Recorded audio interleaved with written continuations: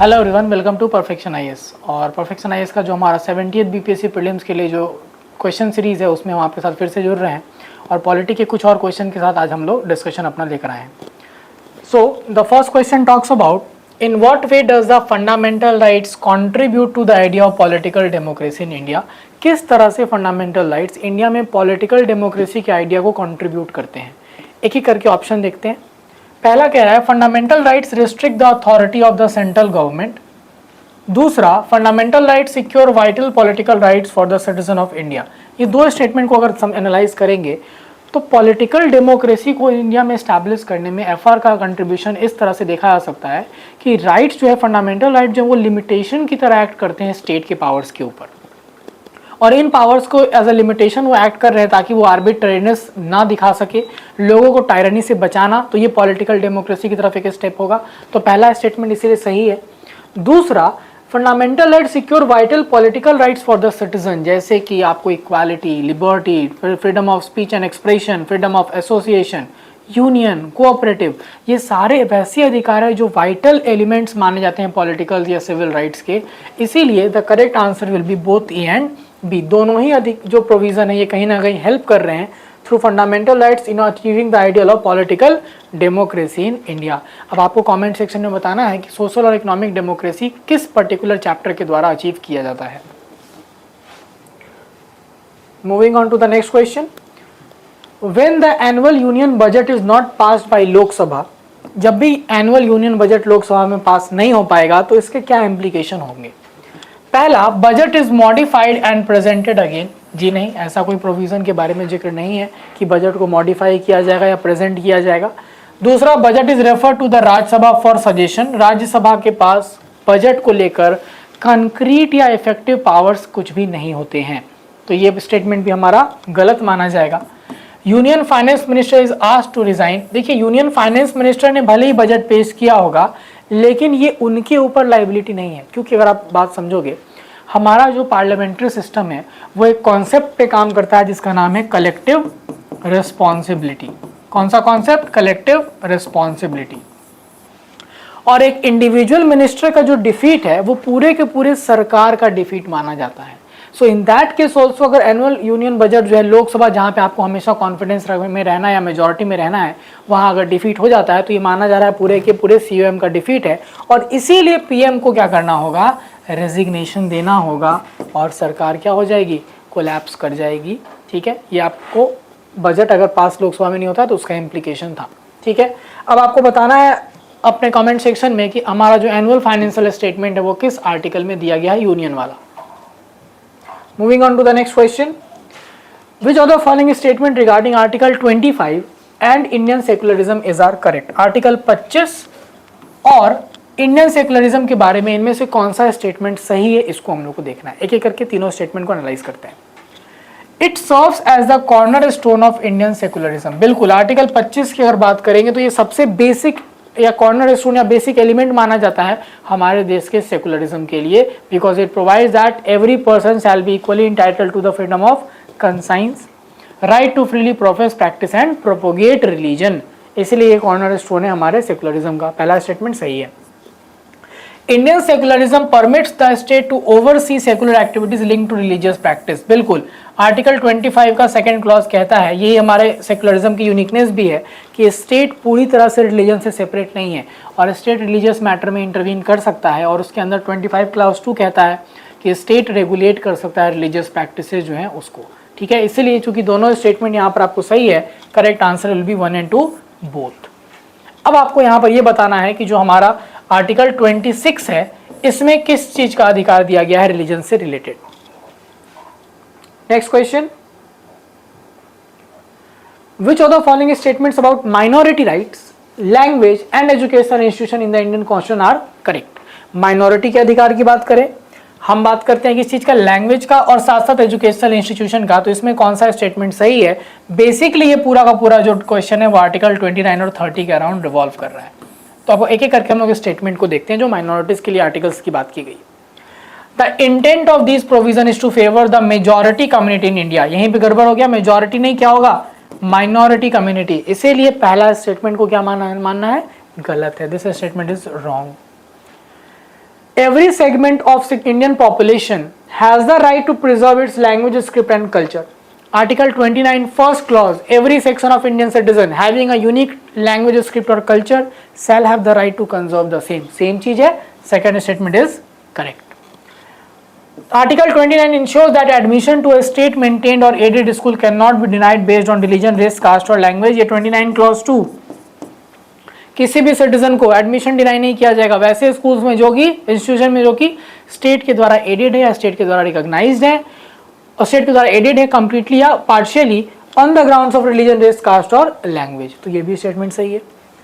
Article 30 guarantees religious और linguistic minority the right to establish और maintain education institution of their choice. बिल्कुल सही। Article 30 का पहला क्लॉज, जितने भी माइनॉरिटीज हैं चाहे रिलीजन के बेसिस पे हो या लैंग्वेज के बेसिस पे, उनको अधिकार है कि अपने पसंद का एजुकेशनल इंस्टीट्यूशन एस्टैब्लिश करें और उसको एडमिनिस्टर भी कर सकते हैं।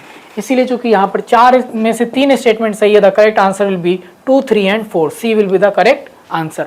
अब आपको ये बताना है कि आर्टिकल 30 के अंदर जो माइनॉरिटीज आइडेंटिफाई की जा रही है वो अभी किस कानून के अंदर माइनॉरिटीज का आइडेंटिफिकेशन होता है और इंडिया में अभी कितने माइनॉरिटीज आइडेंटिफाई किए गए हैं। Next question is with regard to fundamental right to constitutional remedy, यानी आर्टिकल 32 की बात हो रही है। Consider the following statements, article 32 के बारे में फॉलोइंग स्टेटमेंट्स हम लोग को देखना है।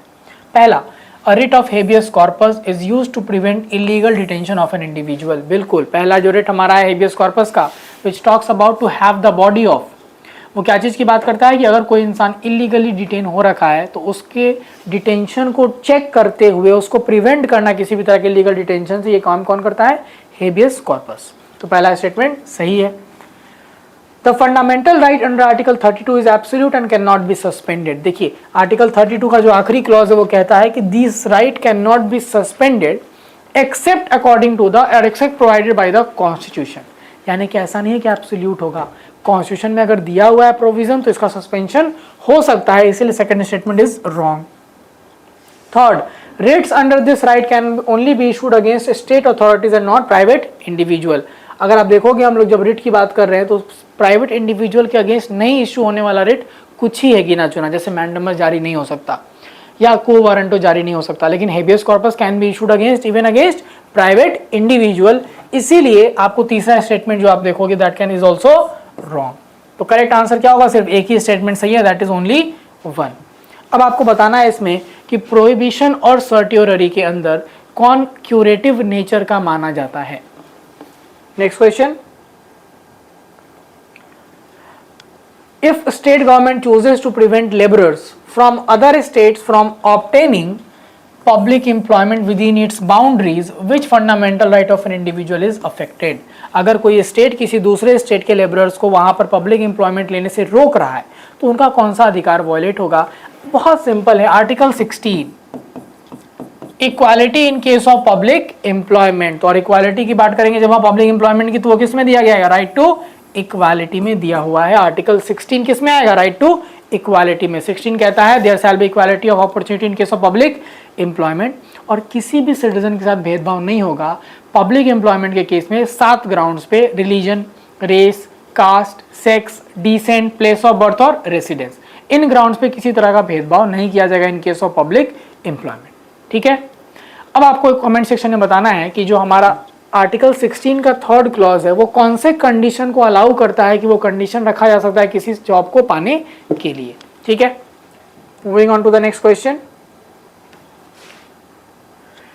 which of the subsequent entitlements fall under the right to freedom as stipulated by article 19 to 22? तो right to freedom जो हमारा आर्टिकल 19 से 22 में दिया गया है उसमें से कौन कौन से ये वाले अधिकार कवर उसमें होंगे उस पूरे राइट्स के ग्रुप में? पहला, फ्रीडम ऑफ प्रेस। बिल्कुल, article 19(1)(a that is speech and expression, उसके अंदर सुप्रीम कोर्ट ने बेनेट कोलमैन केस में कहा कि freedom of press is also protected under freedom of speech and expression, तो ये 19(1)(a के अंदर आ जाएगा। दूसरा, right to be safeguarded from conviction for offence, article 20।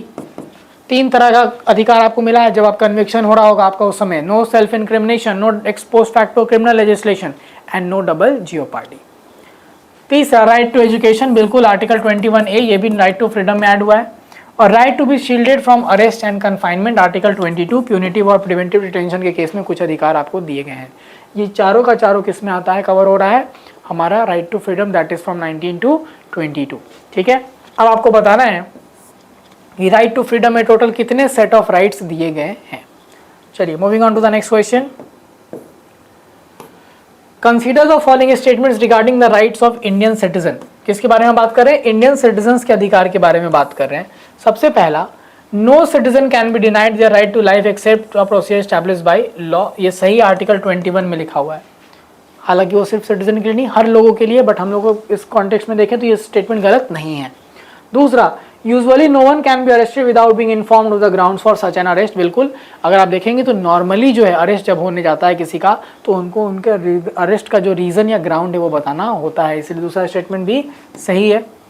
It is mandatory for the police to take an arrested person to the nearest magistrate within 24 hours. बिल्कुल, 22 का अगर आप देखेंगे क्लॉज, उसमें दिया गया है कि प्यूनिटिव डिटेंशन की बात करते हैं तो जो भी इंसान को पुलिस ने अरेस्ट किया है उसको 24 घंटे के अंदर नियरेस्ट मजिस्ट्रेट के पास पेश करना है, जिसमें ट्रैवल टाइम इंक्लूड नहीं होगा। द गवर्नमेंट कैन डिटेन और arrest a person if they are deemed to be a threat to law and order और the peace and security of the nation. ये स्टेटमेंट भी सही है, क्योंकि अगर आप यहाँ पे देखोगे तो कोई भी केस में जब प्रिवेंटिव डिटेंशन किया जाता है वो इसीलिए किया जाता है कि अगर कोई इंसान थ्रेट है पब्लिक ऑर्डर के लिए तो शक के बिना पर या ऐसे किसी ऑफेंस को कमिट होने से रोकने के लिए उनको पहले ही अरेस्ट कर सकते हैं। ये प्रिवेंटिव डिटेंशन लॉ के अंदर प्रोविजन दिया हुआ है, इसलिए अगर इसमें भी देखेंगे तो सारे स्टेटमेंट सही हैं। ठीक है, करेक्ट आंसर भी 1, 2, 3 एंड 4। अब आपको ये कमेंट सेक्शन में बताना है कि प्रिवेंटिव डिटेंशन में मैक्सिमम कोई कितने दिन तक रह सकता है। नेक्स्ट क्वेश्चन,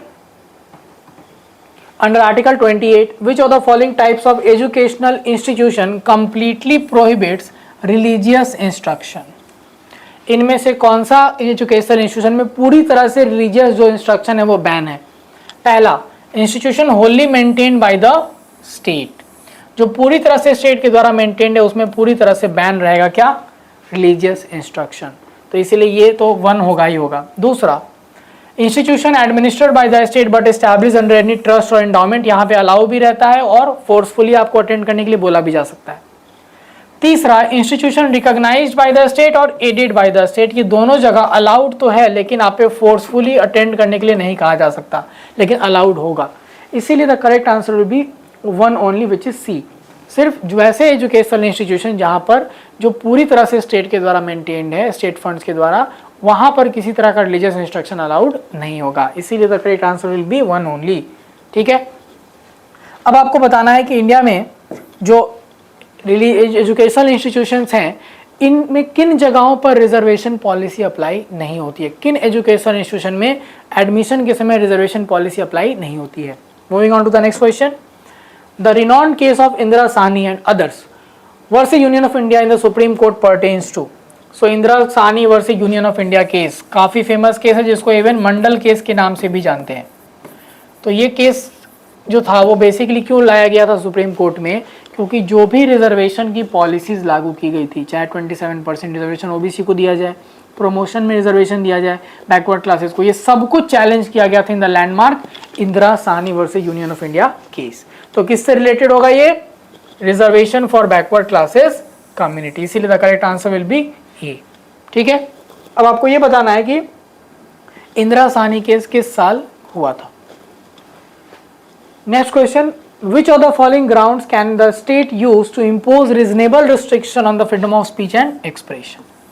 देखिए, freedom of speech and expression जो दिया गया है वो 19(1)(a) में दिया हुआ है, और इसके ऊपर जो रिस्ट्रिक्शन लग सकता है वो 19(2) में दिया गया है। जिन ग्राउंड्स की अगर बात करें तो उन ग्राउंड्स में सोवरेनिटी एंड इंटीग्रिटी आता है, सिक्योरिटी ऑफ द स्टेट भी आता है, पब्लिक ऑर्डर भी आता है, एडवांसमेंट ऑफ साइंटिफिक नॉलेज नहीं आता है।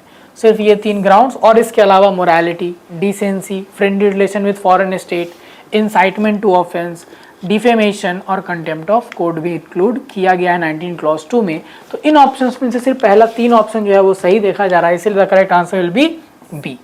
ठीक है, अब आपको ये बताना है कि जो हमारा freedom of speech and expression है उसमें और क्या क्या राइट्स इंक्लूड किए हैं सुप्रीम कोर्ट के अंदर। Next, what is the correct sequence of steps in the procedure for amendment of the constitution. Amendment जो किया था आर्टिकल 368 के अंदर, उसका करेक्ट प्रोसीजर आपको समझना है। बिल का इंट्रोडक्शन, दोनों हाउस में स्टेट लेजिस्लेचर दोनों हाउस में पास करना, स्टेट का लेजिस्लेचर के द्वारा रेटिफिकेशन, फिर प्रेसिडेंट का असेंट हो सकता है। आगे देखते हैं, बिल का इंट्रोडक्शन, स्टेट का लेजिस्लेचर का रेटिफिकेशन, दोनों हाउस में पास, फिर प्रेसिडेंशियल असेंट, गलत। बिल का इंट्रोडक्शन, प्रेसिडेंट का असेंट, गलत। बिल का इंट्रोडक्शन, प्रेसिडेंट का असेंट, ये भी गलत। First is the correct answer, क्योंकि करेक्ट प्रोसीजर मैं आपको समझा दे रहा हूँ। एक अमेंडमेंट बिल जो कि पार्लियामेंट के किसी भी हाउस में आ सकता है, पहले वो दोनों हाउस सेपरेटली उसको पास करेंगे, जैसे वो पास हो जाएगा, अगर वो फेडरल प्रोविजंस को अफेक्ट कर रहा होगा तो वो बिल स्टेट लेजिस्लेचर के पास जाएगा। स्टेट लेजिस्लेचर जब रेटिफाई कर देंगे तब वो प्रेसिडेंट के पास असेंट के लिए भेजा जाएगा। तो इसीलिए करेक्ट आंसर विल बी 1। ठीक है, अब आपको ये बताना है कि जो अमेंडमेंट का प्रोसीजर है वो कहां से लिया गया है। Next question, which of the following statement regarding the amendment of the constitution is incorrect. Incorrect पूछा है, इनमें से कौन सा स्टेटमेंट अमेंडमेंट को लेकर गलत है। Bill can be introduce only in either house of parliament and not in state legislature, ये सही है। Bill requires prior permission of president, ये गलत है। Bill must be pass in each house by special majority, 368 कहता है, सही है। And if the bill seeks to amend federal provision, जो एटलीस्ट आधे स्टेट्स का लेजिस्लेचर है उसको रेटिफाई करना होगा सिंपल मेजॉरिटी से, ये भी सही है। तो इन चारों में से जब गलत स्टेटमेंट आप देखोगे तो वो क्या है कि प्रेसिडेंट का prior permission constitutional amendment bill को इंट्रोड्यूस करने के लिए नहीं चाहिए, इसीलिए the correct answer will be B. ठीक है, अब आपको कमेंट सेक्शन में बताना है कि जो हमारा प्रोसीजर है अमेंडमेंट का दिया हुआ, इनमें से स्टेट की रेटिफिकेशन से कौन कौन से प्रोविजन चेंज होते हैं। ठीक है, next, in the Minerva mills case the supreme court underscored, यानी कि supreme court underlined which of the following in Minerva mills case, जो लैंडमार्क एक केस था मिनर्वा मिल्स केस, उसमें से कौन सी चीज को हाईलाइट किया था सुप्रीम कोर्ट ने। पहला, power of parliament to revoke और अनल द कॉन्स्टिट्यूशन, बिल्कुल नहीं, क्योंकि उस पर एब्सोल्यूट पावर के ऊपर रिस्ट्रिक्शन लगाया था मिनर्वा मिल्स केस में। Necessity for an unrestricted amending authority conferred upon parliament, बिल्कुल नहीं, सुप्रीम कोर्ट इस बात से अलग व्यू रखा कि ऐसा जरूरत नहीं है कि पार्लियामेंट के अमेंडिंग पावर पे किसी तरह का रिस्ट्रिक्शन ना रहे।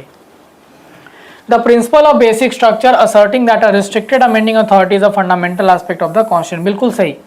सुप्रीम कोर्ट ने कहा कि कॉन्स्टिट्यूशन के सारे प्रोविजन पे एब्सोल्यूट अमेंडमेंट का पावर नहीं होना चाहिए, ये क्या होना चाहिए, रिस्ट्रिक्टेड फॉर्म में होना चाहिए, and it forms a fundamental aspect of the constitution.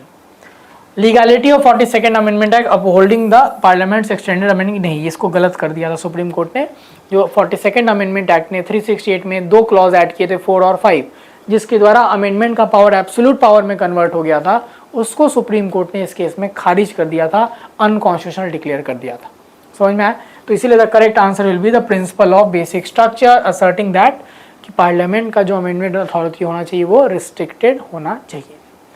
अब आपको पर्टिकुलरली इस कमेंट सेक्शन में बताना है कि मिनर्वा मिल्स केस में सुप्रीम कोर्ट ने फंडामेंटल राइट्स और डीपीएसपी को लेकर क्या चीज़ का जजमेंट दिया था, एफआर और डीपीएसपी के बैलेंस को लेकर। Now last question is which principle is essential for maintaining the balance and independence of the legislature, executive and judiciary in Indian polity?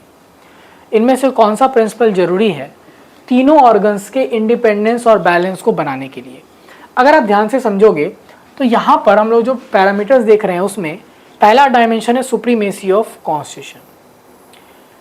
ये एक इम्पॉर्टेंट फीचर है इंडियन पॉलिटी के अंदर, जरूरी भी है, लेकिन अगर हम सुप्रीमेसी ऑफ कॉन्स्टिट्यूशन की बात करेंगे तो कहीं ना कहीं जब आप बात करते हो बैलेंस और independence of the all the 3 organs, ये नहीं इंश्योर हो पाएगा, क्योंकि कॉन्स्टिट्यूशन की सुप्रीमेसी जब हम देखेंगे तो कहीं ना कहीं किसके इंडिपेंडेंस की बात ज़्यादा देखने को मिलेगी, जुडिशियरी।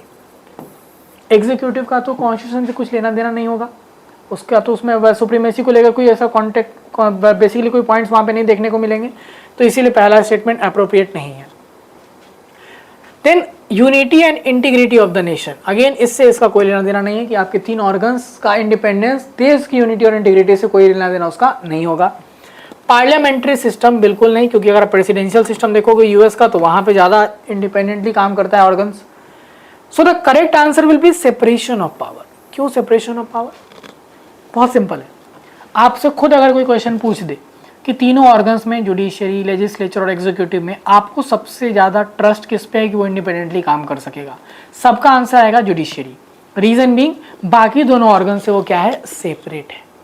इंडिया में चूंकि पार्लियामेंट्री सिस्टम है तो executive will be derive from the legislature only, लेकिन जुडिशरी इंडिपेंडेंट है, तो इसीलिए सबसे ज़्यादा हम लोग इंडिपेंडेंट मानते हैं उसको, कि वो ट्रस्ट हम लोग उसी पे दिखा पाते हैं। इसीलिए अगर किसी भी बॉडी का बैलेंस और इंडिपेंडेंस इंश्योर करना है तो कहीं ना कहीं हमें क्या चीज़ की ज़रूरत है, सेपरेशन ऑफ पावर, इसीलिए ये करेक्ट आंसर दिया। अब आपको कमेंट सेक्शन में बताना है कि सेपरेशन ऑफ पावर जो है वो हमने कहाँ से लिया है। Thank you so much. फिर हम लोग अगले पर्टिकुलर सेशन में जुड़ेंगे कुछ और क्वेश्चंस के साथ। Thank you.